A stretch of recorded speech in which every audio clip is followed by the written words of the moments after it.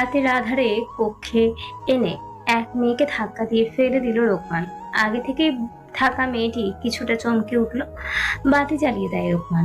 দরজা লাগিয়ে এসে মেয়েটির মুখের বাঁধন খুলে দিল। মুহূর্তে মেয়েটি চিল্লিয়ে উঠতেই রোকমান এসে মুখ চেপে ধরে বলল, একদম চিল্লাবি না, ঘাড়ে মাথা থাকবে না বলে দিলাম। চুপচাপ বসে থাক। রোকমান আগে থেকে বসে থাকা মেয়েটির পাশে এসে ধপাস করে বসলো। সিগারেট ধরিয়ে খেতে লাগলো। কোন গারাবের মেয়ে?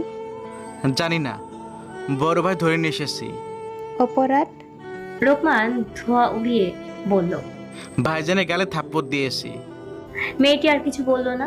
নির্লিপ্ত চোখে ওই মেয়েটির দিকে তাকায়। মেয়েটি মুখ চেপে ফুপিয়ে ফুপিয়ে কেঁদে যাচ্ছে। রোকমানের দিকে দৃষ্টি রেখে বলল, আপনার হবু বউকে খুঁজে পেয়েছেন? সহসায় রোকমান চমকে উঠে তাকায়। মুখের সব ধোঁয়া মেয়েটির মুখে ছেড়ে দেয়। চোখ বন্ধ করে নেয় মেয়েটি। তোকে সব কে বলেছে? ফিচেল হাসলো মেয়েটি। নিজেই তো কাল রাতে এসে আমার পা জড়িয়ে ধরে কাঁদতে কাঁদতে বললেন। চটে গেল রোকমান। এই একদম বাজে কথা বলবি না। তাছাড়া আমাকে আর কে বলবে? রোকমান কিছুটা দমে গেল। পুনরায় ধোঁয়া উড়িয়ে বলল। আর কি কি করেছি?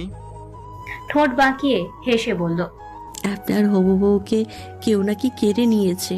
সেই শোকে মদ খেয়েছেন, পা জড়িয়ে অনেকক্ষণ কাঁদলেন, আমার হাতে গালে চোখে ঠোঁটে কপালে চুমু খেলেন, বউকে খুঁজে দিতে সাহায্য চাইলেন, কত কি। শেষে আমার কোলেই ঘুমিয়ে পড়লেন। তোর ঠোঁটে চুমু খেয়েছি। মেয়েটি রোকমানের দৃষ্টিতে দৃষ্টি রাখলো। রোকমান দাঁত কেলিয়ে হেসে বলল, ওর জন্য তোর ঠোঁট আর সুন্দর লাগছে। শব্দ করে হাসে মেয়েটি। রোকমান ধমক দিলে চুপ করে। তারপর তাচ্ছিল্য করে বলে, আমার সুন্দর জীবন নষ্ট করে আমার ঠোঁটের সৌন্দর্য এনে দিয়েছেন। এই না হলে জমিদারের পুত্র। রোকমান কিঞ্চিত রেগে যায়। বিরক্ত হয়ে বাতি বন্ধ করে দরজা লাগিয়ে বের হয়ে যায়। মেয়েটি তপ্ত শ্বাস ফেলে পাশের মেয়েটিকে বলে, নাম কি তোমার? মেয়েটি অন্ধকারে জবাব দেয়, তনিমা। আপনার নাম? উর্মি। শিক্ষিত বাড়ির মেয়ে মনে হচ্ছে। বাবা কি করেন? আমার বাবা একজন সেবক। ও, আপনার বাবা কি করেন? জানি না। কেন? এখানে কতদিন ধরে আছেন? উর্মি জবাব দিল না। চোখ বন্ধ করে নেয়। চোখ বেয়ে পানি গড়িয়ে পড়তে লাগলো। কিছু মুহূর্ত পর উর্মি কান্না আটকে রাখতে পারলো না। কুফিয়ে উঠলো। এত বছর পর আজ হঠাৎ তার বাবা মার কথা মনে করছে। বাবার খুব আদরের মেয়ে ছিল উর্মি। মাও কম ভালোবাসেনি। বাবাকে খুঁজতে এসে পড়ে এই জমিদারের হাতে। তারপর কি? তারপর থেকে হয়ে গেল। তখন ছোট উর্মি বুঝে উঠতে পারলো না। তারপর আর এই মহল, এই অন্ধকার কুঠির থেকে বের হতে পারেনি। মায়ের খোঁজ করলে তারা কিছু বলে না, উল্টেও চর থাপ্পড় মেরে দমিয়ে রাখে। তনিমা বুঝতে পারলো উর্মি কাঁদছে। নিজেও যেখানে অসহায় সেখানে সে কি সান্ত্বনা দিবে? তাই সেও চুপচাপ হয়ে যায়। মাঝে মাঝে শুধু হিচকির শব্দ ছাড়া কিছুই শোনা যায় না। মুবিনের ডাকে তাদের ঘোর ভাঙে। নীলিমা সরে গিয়ে দরজায় দাঁড়িয়ে থাকা মুবিনের দিকে তাকায়। ভেতরে আই মুবিন, কিছু বলবি? মুবিন নীলিমার কাছে এসে বলল, আমি আজ এইখানে ঘুমাবো বুবু। নীলিমা ইকরামের দিকে তাকায়। ইকরামের চোখে মুহূর্তেই ফুটে উঠেছে অসহায়ত্ব। নীলিমা মুবিনের দিকে তাকিয়ে বলল, কেন, ওনার ঘরে থাকতে কি অসুবিধা? উনি কাল যা করেছে আমার খুব ভয় করছে বুবু। আমি ওনাকে বলে দেব যেন আর এমন না করে, ঠিক আছে? মুবিন মাথা নামিয়ে নিল। নীলিমা বুঝতে পারলো তার ভাই নাছোড়বান্ধা, এখানে ঘুমাবে। নীলিমা দাঁতে আঙুল কাটতে লাগলো। কি করবো এখন? উনি তো আজ রাতে, ধুর মামুদ, কি করবো এখন আমি? কিছুই একটা উপায় বলে দাও। হেসে মুবিনকে বলল, ঠিক আছে, ঘুমা যা। মুবিন দাঁত কেলিয়ে গিয়ে শুয়ে পড়লো। ইকরাম ভ্রুজ কুচকে বিড়বিড় করছে, মহা মুশকিল তো। শালার শালি থাকা মানেই তো দেখছি বিপদ। আজও বউকে এক পাওয়া হলো না। মন মরা হয়ে যায় ইকরাম। নীলিমা ভ্রু কুচকে জিজ্ঞেস করলো কি হয়েছে। ইকরাম ঠোঁট উল্টে মাথা নাড়িয়ে বুঝালো কিছু না। ইকরাম মন খারাপ করে গোসল করতে যায়। নীলিমা ফিক করে হেসে মুবিনকে ঠিক করতে থাকে। এভাবে দিন যায় রাত যায়। পরের দিন নীলিমা ও পারুল বাপের বাড়ি গিয়েছিল। আজ 5 দিন পর সন্ধ্যায় মহলে ফিরে এসেছে। এই 5 দিন ইকরাম 3 বেলায় নীলিমাদের বাড়িতে গিয়েছিল। নীলিমা ইকরামের এমন কাজে লজ্জায় মরে যাওয়ার অবস্থা। ইখওয়ানকে ইকরাম এক প্রকার জোর করেই সাথে নিয়ে এসেছিল। পারুল খুশি না হলেও রাহেলা বানু খুশিতে গদগদ হয়ে ইখওয়ানকে জামাই হিসেবে আপ্যায়ন করেছিল। পারুল মহলে পা দিতেই ইখওয়ানের সাথে দেখা হয়। এই তুই মোরে নিতে যাস নাই কেন? ইখওয়ান আশেপাশে তাকিয়ে বলে, কে আমি? না না, তুই না, তোর মতো কালা হনুমান আছে না, তারই কইছি। তুই আমাকে আবার কালা হনুমান বললি? পারুল জিহ্বা কেটে বলে। ওরে তুকু তুকু, তুই তো আবার নানান রঙের হনুমান। ইখওয়ান একটু চটে গেল, তর্জনী আঙুল তুলে বলল, এই তোকে কে নিয়ে আসলো রে? শেওড়া গাছের পেতনি, শেওড়া গাছে গিয়ে থাকতে পারিস না? পারুল হাতের ব্যাগ ফেলে দিয়ে কোমর এক হাতে রেখে বলল। চল শেওড়া গাছে দিয়ে আয়। ইকরাম ও নীলিমা এসে পিছনে দাঁড়ায়। কি হচ্ছে এখানে? পারুল ফিরে তাকায়। ইখওয়ান নীলিমাকে জোরুরি চোখে দেখছে। নীলিমা চিবুক নামিয়ে ইকরামের বাহু ধরে একটু আড়ালে যায়। এই মাথামোটা মেয়েটাকে না নিয়ে আসলেই পারতেন। এসেই আমার মাথা খাওয়া শুরু করেছে। ভাগ্যিস মাথাটাই খাচ্ছি, তোর মতো তো আর দেহ খাচ্ছি না। ইখওয়ান হাঁ করে তাকায় পারুলের দিকে। নীলিমা ফিক করে হেসে উঠে ইকরাম বিষয়টা সামাল দিতে বলল, আহ পারুল, ওভাবে বলতে নেই, যাও কক্ষে গিয়ে বিশ্রাম নাও। বলেই নীলিমাকে নিয়ে ইকরাম চলে গেলেন। ইখওয়ান ওদের যাওয়ার দিকে তাকিয়ে থাকার পর সামনে পা বাড়াতেই পারুল ইখওয়ানের পাঞ্জাবির কলার ধরে বলে, অন্যের বউরে দেখার খুব শখ না? কেন রে, মোরে কি তোর চোখে পড়ে না? তোর জন্য আমার জীবনটাই নষ্ট হয়ে গেল। লতিফ ভাইটারে মেলা কষ্ট দিস, শুধু তোর জন্যই সব উল্টো পাল্টো হয়ে গেল। ইখওয়ান বিদ্রুপ হেসে পারুলের হাত ছাড়িয়ে বলে, আমার সামনে লতিফ ভাই করবি না। কেন, হিংসা হয়? খুব কষ্ট হচ্ছে বুঝি? হিংসা কষ্ট তোর আবুল মার্কা লতিফের জন্য? তোর লতিফ কোথায় আর আমি কোথায়, এতটুকু বুঝিস? তোর মতো তো আর চরিত্র খারাপ না লতিফ ভাইয়ের। ইখওয়ান দাঁতে দাঁত চিবিয়ে হাত তুলে মারতে আসে। তৎক্ষণাৎ পারুল এগিয়ে আসে। মারবি? মার দেখি কেমন সাহস তোর, পারুলকে মারতে চাস?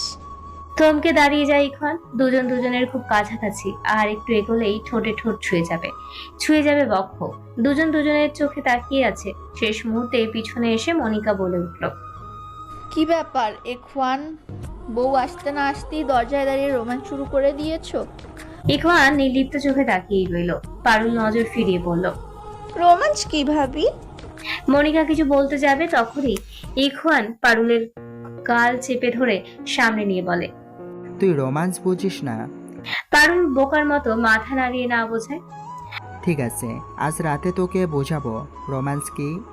বলেই গাল ছেড়ে দেয়। পারুলের মুখে ফু দিয়ে চলে যায়। পারুল নিজে গালে হাত বুলিয়ে জমিদারের বাচ্চা বলে সামনে পা বাড়ায়। পারুল শোনো। তোকে বলতে হবে না, উনি আজ রাতে বুঝাইতে চাইলো। মনিকা চিন্তিত হয়ে বলল, কি বুঝাবে? ওই যে রোমান্স মানে। মনিকা ঠোঁট টিপে হাসে।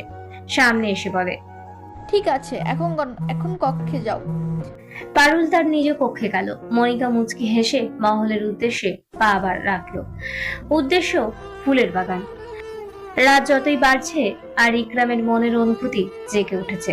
বউকে নিয়ে একান্ত সময় কাটাবে। তার বহুদিনের আশা বিয়ের এই 1 সপ্তাহ হতে চলল। বউকে আপন করে পাওয়া হলো না, জানানো হলো না ব্যাকুল অনুভূতি। তাই নিজের বাধ্য হয়ে নীলিমাকে ঘুম থেকে ডেকে তুললেন। শাড়ি পরতে বলায় নীলিমার শুরু হয় হাজারটা প্রশ্ন। এক প্রকার জোর করে নীলিমাকে হাত মুখ ধুয়ে শাড়ি পরতে বাধ্য করলেন ইকরাম। নীলিমা শাড়ি পরে চুল ছেড়ে দিল। চোখে হালকা কাজল লাগিয়ে ঠোঁটে লাল লিপস্টিক ব্যবহার করলো। ইকরামের সামনে এসে দাঁড়িয়ে বলল, আমার হয়ে গেছে, চলুন ছাদে যাওয়া যাক।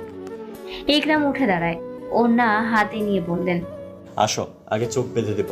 ছাদে নিয়ে যাবেন বুঝলাম, চোখ বাঁধতে হবে কেন জমিদার সাহেব? বড্ড কথা বলে নীলিমা, যাও চোখ বন্ধ করো। আচ্ছা, বড় ভাবিকে আসার পর থেকে দেখলাম না। ফুলসুমদের নানা বাড়ি থেকে আনতে গিয়েছে। আর একটা প্রশ্ন করলে কিন্তু এবার আমি খুব রাগ হব। ঠিক আছে বাঁধুন চোখ। ইকরাম মুচকি হেসে নীলিমার চোখ বেঁধে দিয়ে ছাদের উদ্দেশ্যে নিয়ে চলল। সিঁড়ির কাছে আসতেই আচমকা ইকরাম নীলিমাকে কোলে তুলে নিলেন। নীলিমা ভয়ে ইকরামের গলা জড়িয়ে নেয়। কি করছেন? কোলে নেওয়া লাগবে কেন? চুপ থাকো বউ, কেউ দেখে ফেলবে। নীলিমা ফিক করে হেসে ওঠে। আবার হাসছো কেন? প্রথম কোনো পুরুষকে দেখলাম কেউ দেখে ফেলবে বলে ভয় পাচ্ছে। মজা নিচ্ছ আমার সাথে? একদমই না। এই দাঁড়ান দাঁড়ান। ইকরাম দাঁড়িয়ে পড়ে। কেন, কি হয়েছে নীলিমা? কেমন অদ্ভুত শব্দ শোনা যাচ্ছে, আপনি শুনতে পাচ্ছেন না? ইকরাম উপরের দ্বিতীয় কক্ষে তাকায়, আলো জ্বলছে। ইকরাম দাঁতে দাঁত চিবিয়ে উপরে চেয়ে থাকলো। কি হলো জমিদার সাহেব, শুনতে পাচ্ছেন? না নীলিমা, সব দিকে কান দিতে নেই বউ, সব ধ্বংস হয়ে যাক। পুনরায় ইকরাম শরীর ছাদের উদ্দেশ্যে পা বাড়ালো। তাই আমি তো শুধু আপনাকে ধ্বংস করে দেব। অনেক আগেই দিয়েছ, নতুন করে আর কি ধ্বংস করে দিবে? আজ আমি তোমাকে ধ্বংসে মাতোয়ারা করে দেব। নামিয়ে দিল নীলিমাকে, চোখের বাঁধন খুলে দেয়। সহসায় নীলিমা চমকে উঠে ইকরামের দিকে তাকিয়ে বলে, কখন করলেন এইসব? খুব সুন্দর লাগছে। মুচকি হেসে ইকরাম পেছন থেকে নীলিমাকে জড়িয়ে ধরে। রহমান আর রানাকে দিয়ে করিয়েছে। রানা ভাইজানকে দেখি না, কই থাকেন উনি? শুরু হয়ে গেল প্রশ্ন করা। রোমান্টিক মুহূর্তেও তোমাদের প্রশ্ন করতে হবে। নীলিমা জিহ্বা কেটে এক কান ধরে বলে, দুঃখিত জমিদার সাহেব। ঠিক আছে, পছন্দ হয়েছে, এসো। অনেক। চারপাশে মোমবাতি জ্বলছে, মাঝে মাঝে নানান ফুলের তোড়া। নীলিমার পরনে লাল শাড়ি, দমকা হাওয়ায় শাড়ির আঁচল উঠছে দীঘল কালো কেশ। ছাদের কার্নিশ ঘেঁষে দুজন দুজনের দিকে তাকিয়ে আছে এক অদৃশ্য অনুভবে। ইকরামের আলিঙ্গনে আবদ্ধ হয়ে আছে নীলিমা, কোমরে বিস্তার করছে পুরুষালী হাত। ইকরাম গলা খাঁদে নামিয়ে বলল, এই ব্যবসা গরমের রাতে আকাশের ওই চাঁদের আলোয় জ্যোৎস্না বিলাসের সময়টুকু সাক্ষী রেখে আমার মনের অনুভূতি জানিয়ে দিলাম। আমি তোমাকে ভালোবাসি মিনা, আমি আমার জীবনের থেকেও আমি তোমাকে বেশি ভালোবাসতে চাই। তুমি সেই অধিকার দেবে আমায় নীলিমা? এত ভালোবাসা আমি কোথায় রাখবো জমিদার সাহেব? হারিয়ে যাবেন না তো? যতদিন প্রাণ থাকবে ততদিন তোমার জমিদার সাহেব তোমাকে ভালোবেসে যাবে। নীলিমা ইকরামকে জড়িয়ে ধরল। ইকরাম ঠোঁট এলিয়ে হেসে শক্ত করে বুকে আঁকড়ে নিল। দরজায় খটখট শব্দে পারুল চোখ কচলে উঠে বসলো। এলোমেলো চুল খোপা বেঁধে নেমে এসে দরজা খুলে দিল। হুড়মুড় করে ইখওয়ান ভিতরে ঢুকলো। হেলে দুলে গিয়ে সোফায় শটান হয়ে শুয়ে পড়ল। নেশা করে এসেছে। ইখওয়ান উদাম গায়ে ঘেমে একাকার হয়ে আছে। পারুল দরজা লাগিয়ে দিয়ে এসে বলে, কার সাথে কুস্তি লড়তে গেছিল? ইখওয়ান মাথা তুলে তাকায়, ভ্রু কুঁচকে বলে, কে আপনি? আমার ঘরে কি করছেন? তোর বউ পারুল। পারুল থাও মেরে তাকিয়ে বলে, বউ? বউ। আয় তো, মাথা টিপে দে। তার বিছানায় শুয়ে পড়, টিপি দিচ্ছি। ইখওয়ান হাত বাড়িয়ে দিয়ে বলল, নে ধর, আমি উঠি। পারুল হাত ধরে। ইখওয়ান ঢুলে ঢুলে হেঁটে গিয়ে বিছানায় ধপাস করে বসে শুবে। এমন সময় পারুল বলে, তুই না তখন বললি আমাকে রোমান্স কি বুঝাবি, ভুলে গেলি? ইখওয়ান চিন্তিত হয়ে বলে, রোম্যান্স বোঝাবো? তাই বলছি, ভুলে গেলি? ভুলবি তো, ছাইপাশ গিলেছিস না। ইখওয়ান পারুলের কোমর জড়িয়ে ধরে বলে, বউ রাগ করে না, এখনই বুঝিয়ে দিচ্ছি। পারুল ইখওয়ানের ছয় কেঁপে উঠল। পারুল কিছু বলার পূর্বে ইখওয়ান পারুলের বক্ষে মুখ গুজে দিল। পারুল চোখ বন্ধ করে শাড়ি খামচে ধরল। পারুলকে নিয়ে ইখওয়ান ওভাবে শুয়ে পড়ল। তারপর ফেলে দিয়ে পারুলের উপর উঠে গলায় মুখ গুজিয়ে দিল। পারুল কাঁপতে লাগলো। কাঁপা কাঁপা হাতে ইখওয়ানের পিঠ খামচে ধরল। কি কি করছিস এসব? ইখওয়ান মাথা তুলে বলে, তুই না বললি রোম্যান্স বুঝিয়ে দিতে? এভাবে পছন্দ হচ্ছে না তোর? এইসবকে রোমাঞ্চ কয় বুঝি? ইখওয়ান উত্তর দিল না। পারুলের ঠোঁট নিজের ঠোঁটের আয়ত্তে করে নিল, পরম যত্নে আগলে নিল বুকে। সকালে ঘুম থেকে উঠে দেখলো ইকরাম পাশে নেই। নীলিমা চিন্তিত হয়ে বালঙ্কের চারপাশে সাদা পর্দা সরিয়ে নামতেই বুঝলো তার শরীরে বস্ত্র নেই। কিঞ্চিত লজ্জা পায় নীলিমা। কোলে করে নিয়ে নীলিমাকে ছাদের এক পাশে নতুন নির্মাণ করা কক্ষে নিয়ে এসেছিল। কক্ষে একটা পালঙ্ক আর আলনা ছাড়া কিছু নেই। পালঙ্কের চারপাশে সাদা পর্দার আবরণে ঘেরাও করা। নীলিমা চাদর মুড়িয়ে নেমে গোসলখানায় ঢুকলো। রোহিত মনিকাকে ডাকছে অন্দর মহলে বসে। পাশে বসে আছেন শাহমত শাহাবুদ্দিন। মনিকা 3 কাপ চা নিয়ে এসে বলল, কেন ডাকছো? কোনো প্রয়োজন ছাড়া?